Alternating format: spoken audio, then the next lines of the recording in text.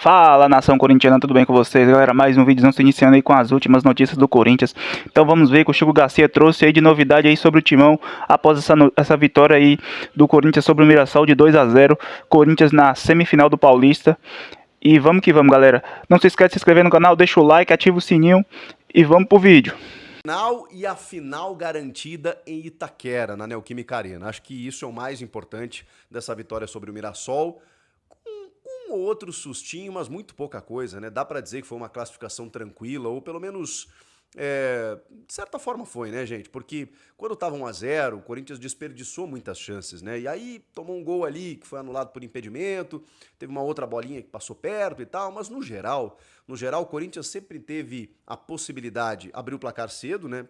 20 e poucos minutos do primeiro tempo, já poderia ter aberto antes, abre o placar e poderia ter feito mais no primeiro tempo. No segundo tempo, quando o Mirassol se solta, porque jogo único tem disso, né? O jogo fica um pouco mais aberto, poderia até ampliar o marcador e isso acabou acontecendo só depois da entrada do Angileri, e a gente vai falar sobre ele, né, que estreou muito bem, já com uma assistência. Então, o Corinthians faz um 2-0, uma falha do Muralha, né, no segundo gol, depois ele teve, antes um pouco, teve uma outra falha numa saída de bola, né, num recuo do Alain Pereur, em que ele deu uma vacilada, e aí depois ele faz a defesa no chute do José Martínez. O Yuri Alberto perde um gol claro também, mas tinha impedimento na origem da jogada. Enfim, foi um jogo movimentado em que o 2-0 acabou saindo barato pelo que foi o jogo. E aí, né, o mais importante aconteceu, que foi justamente a classificação. O Ramon Dias mudou o time, mexeu o time, e a gente precisa falar sobre essas circunstâncias aí. A começar pela defesa. A gente falava aqui, né, curiosamente, depois do último jogo, de que o André Ramalho precisava de um descanso, né? Precisava de um banco de reservas, natural, não é crime para ninguém, não é sepultar o jogador no clube. A gente tem que começar a normalizar esse tipo de coisa. A própria comissão técnica do Corinthians revezou bastante, então não fazia muito sentido você insistir com um cara que não estava jogando bem. E eu sou fã do André Ramalho, eu sei daquilo que ele já entregou para o Corinthians, vocês todos sabem também, especialmente numa linha de 3, depois quando o formato, né, tático do time se alterou com a chegada de novos jogadores do meio para frente, né, o Carrilho, o Memphis e tal, o time incorporou e ele, pelo bom momento do time também, continuou jogando bem. A questão é que ele terminou o ano de uma forma, mas não começou o ano da mesma forma. E a gente falava aqui, olha, de algumas duplas testadas aí pelo Ramon, dois jogadores, né, tem uma dupla aí que não tomou gol, que foi em 3 jogos, pelo menos, né? Nos 3 jogos vazados, era essa a dupla, Félix Torres e João Pedro Tchoca. O Tchoca mesmo conquistou a titularidade ao longo do Campeonato Paulista, né? Especialmente na vaga do Kaká, que não estava entregando, e o Tchoca realmente querendo e pedindo passagem. E tinha o Gustavo Henrique machucado. Então a gente estava tentando entender de que maneira ele montava essa dupla. Ele escolheu para esse jogo o Félix Torres e o Gustavo Henrique. Já foi bem diferente. Eu preciso ser justo aqui. O Félix Torres vem jogando bem esse ano, cara. Ele nunca foi alçado à condição de titular, ele sempre foi dentro de uma defesa alternativa e muitas vezes tendo que jogar com o Kaká ou quando ele jogou com o João Pedro Tchoca e, cara, nas vezes em que ele foi acionado, ele foi bem, como nessa partida. O Félix Torres, ele tem as suas limitações, ele é um rebatedor, né? Ele é um zagueiro mais, digamos, mais simplificado e que bom, desde que ele perceba isso, né? O que me incomoda é muitas vezes um zagueiro que tem as suas limitações técnicas e que daqui a pouco tenta sair jogando ou busca um enfeite aqui, outro ali. O Félix Torres sabe, ele é muito forte fisicamente, ele não é tão veloz, mas ele tem sido nesse ano muito ágil, posicionado, simplificando as ações, muito concentrado. Eu me incomodava um pouco às vezes a dispersão do Félix Torres em alguns momentos. É um cara de Copa do Mundo e seleção equatoriana. E o Corinthians pagou caro para tirá-lo do Santos Laguna do México. Não podia ser tão ruim assim como em muitas vezes ele apareceu. Ele está bem. E hoje fez uma boa atuação ao lado do Gustavo Henrique, que deu uma vaciladinha numa subida do Alain Pereur, que cabeceou, a bola passou por cima, o Mateuzinho até estava na jogada, mas foi um lance de mais perigo, assim, né? E o Gustavo Henrique é muito alto, né? Então o Alain Pereur conseguiu subir ali. Um problema que a defesa do Corinthians vem enfrentando. Mas também, se a gente for analisar que talvez o Mirassol não tenha exigido tanto assim.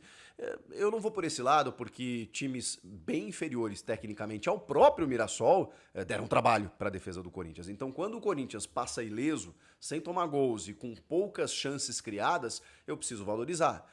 Foi um Corinthians que tomou gols e sofreu contra Guarani, da Série C do Campeonato Brasileiro, e contra a Universidade Central da Venezuela, que é um time estreante em Libertadores e muito inferior tecnicamente. Então, quando vai bem contra o Mirassol, que é um adversário de Série A gente precisa valorizar. Eu não sei se é uma nova dupla de zaga, porque o João Pedro Tchoca também estava bem. Não sei se tem uma questão aí do Gustavo Henrique precisar jogar, porque, enfim, terminou bem a temporada também, né? Eu preciso de mais tempo para vê-lo, mas foi um teste com 2 zagueiros que estão bem, e eu preciso referir que Félix Torres é um deles. Nas laterais, o Mateuzinho acho que fez um jogo correto, nada demais também, né? A galera, às vezes a gente pega no pé, muito pelo histórico, né? Então eu tento analisar jogo a jogo. Tem jogo que ele vai bem, eu vou elogiar, tem jogo que ele não vai. Enfim, eu já falei aqui que eu não acho que ele seja a solução para o Corinthians. Tô vendo um movimento muito importante na lateral esquerda, que eu gostaria de ver na lateral direita, mas não vai acontecer agora, porque a janela fechou, inclusive, né? Mas aí a gente vai para a esquerda e aí temos uma solução. Temos uma solução. Não, o Corinthians agora tem lateral. E eu não estou sendo exagerado pelos poucos minutos que o Angileri atuou e acabou dando uma assistência para o Memphis, que inclusive garantiu aí a classificação do time. Não é só isso. É porque a comparação, o nível de comparação, ele é gritante nesse momento quando você tem o Hugo e o Matheus Bidu. O Matheus Bidu, cara, assim, eu reconheço que ele terminou o ano passado muito bem, deu uma volta por cima, estava emprestado, negociado, virou titular na bola, conquistou isso, fez gols importantes, né? Terminou a temporada num time muito ajustado e ele funcionando, isso super reconheço. Esse ano ele não tá bem, especialmente defensivamente, quando a exigência começa a ser um pouco maior para o time, aí você olha e fala assim, bom, o nível de jogadores que o Corinthians tem, ele exige um nível maior em outras posições, e aí nas laterais eu entendo que não seria o caso de Mateuzinho e Matheus Bidu, muito menos o Hugo, muito menos o Hugo. Então assim, quando você tem, e o Palácios não dá para contar, o Angileri, que chega e veste a roupa de um lateral e ocupa bem aquela função, e é um cara equilibrado defensiva e ofensivamente, é um cara que inclusive se prontificou a jogar de zagueiro, ou seja, ele tem uma recomposição muito boa e ao mesmo tempo uma subida como a que ele deu, gente, é coisa de lateral de ofício. Ele avançou com a bola dominada, a marcação foi diminuindo demoradamente, porque ele teve espaço para jogar, como eu disse, o Mirassol ofereceu isso, e aí ele olha para a área, olha para a bola, olha para a área, e aí ele não olha mais para a bola, ele só bota na cabeça do Memphis. O Muralha falhou, caiu para dentro do gol, não sei o quê, a bola estava em cima dele. Exploda-se. O Memphis fez o movimento correto, a assistência foi maravilhosa e ele cabeceou para fazer o 2-0. O Memphis também merece um capítulo, cara. O Memphis jogando numa função um pouco diferente, porque as mudanças não pararam por aí, né? O Ramon começou com o Bidu, depois colocou o Angileri, e no meio de campo, ele abriu com o Martinez, Carrilho na direita, o Bidon na esquerda, e o Memphis, ele não foi necessariamente o meia atrás dos atacantes, mas ele foi um camisa 10, né, jogando um pouco mais de trás, mas mais pelo lado esquerdo, caindo por dentro, né, fazendo esse movimento, esse balanço. O Romero e o Yuri se alternando lá na frente no ataque. Com isso, uma disciplina tática muito importante, especialmente do Romero e do Memphis, né? O Romero mais pela direita, o Memphis mais pela esquerda, e os dois cobrindo laterais, né? O Reinaldo é um cara que sobe muito, especialmente pelo lado esquerdo.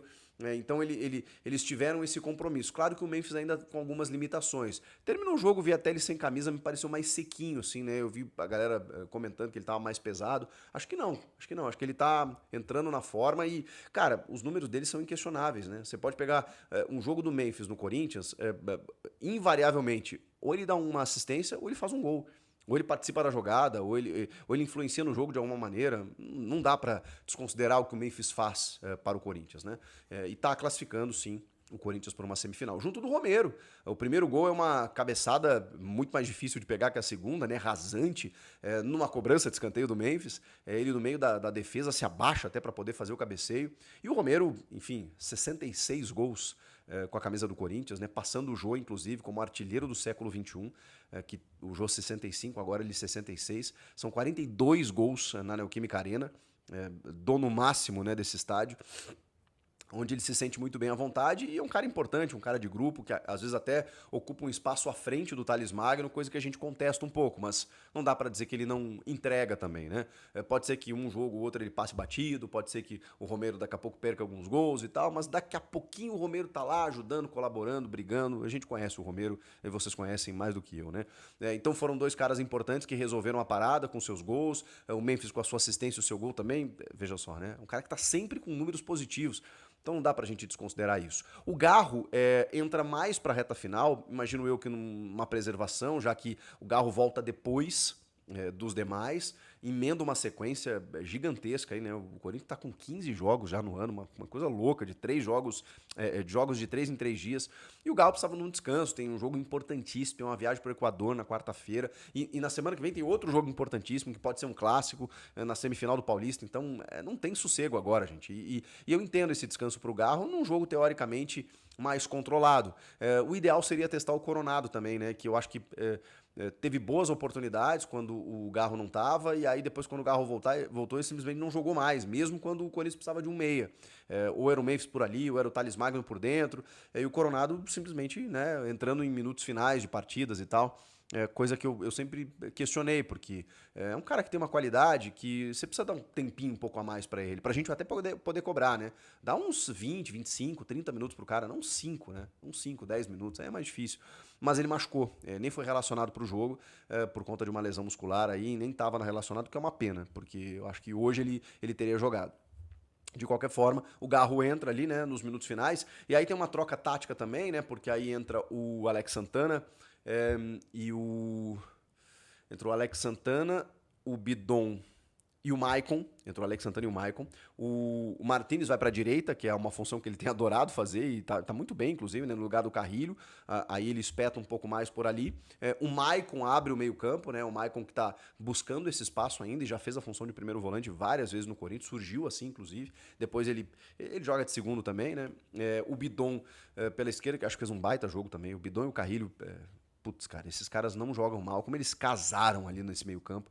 Mesmo que você mude o sistema, né, sendo um 4-3-3, não um 4-4-2, não um losango, ou tendo 3 atacantes, ou um meia com dois atacantes, né, ou um ponta mais aberto, enfim.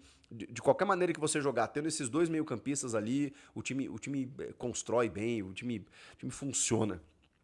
Então eu tenho boas expectativas com relação a esse formato, né? Mesmo que você altere um pouquinho ali do meio para frente, né? Um repertório que o Ramon está tentando adotar aí, né? Nesse Campeonato Paulista.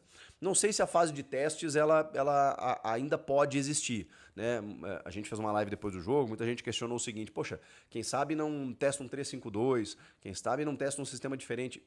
Eu acho que agora, se você, enfim, tem uma ideia, uma mínima ideia do que fazer, tudo bem que com 3 zagueiros ele até já jogou assim ano passado.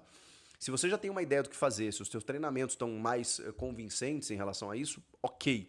Mas é difícil, né? Você vai testar num clássico contra o Santos, você vai testar numa partida de pré-libertadores, né? Correndo o risco de ser eliminado, eu acho bem mais arriscado. Mas enfim, o modelo tá aí, os jogadores estão aí, ainda estamos numa fase de rodagem, de minutagem, isso eu reconheço, né? Porque a temporada mal começou, apesar das decisões. Então é natural que você dose um pouquinho, né? Um jogador tá desgastado aqui, vai pro banco aqui, não sei o quê. Aí você vai mudando no decorrer das partidas, especialmente quando os resultados forem vindo, né? Como foi o caso hoje, depois que estava tranquilo, aí ele começou a fazer algumas mexidas também.